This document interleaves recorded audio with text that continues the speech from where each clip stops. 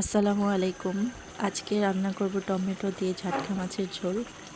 মাছগুলো আমি লবণ দিয়ে মেখে রেখেছিলাম, ধুয়ে এখন কড়াইতে তেল দিয়ে দিয়েছি, পেঁয়াজ কুচি আর মরিচ দিয়ে দিলাম, স্বাদ মতো লবণ দিয়ে দিয়েছি।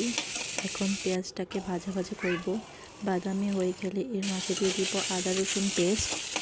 আদা রসুন পেস্টটা একটু ভাজা ভাজা করব যাতে কাঁচা গন্ধটা চলে যায়। সামান্য পানি দিয়ে দিয়েছি মশলাটা কষানোর জন্য।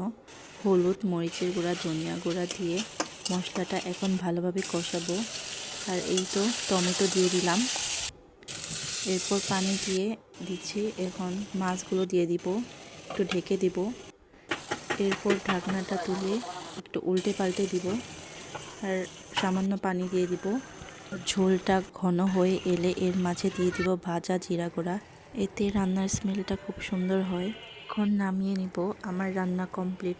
আল্লাহ হাফেজ সবাইকে।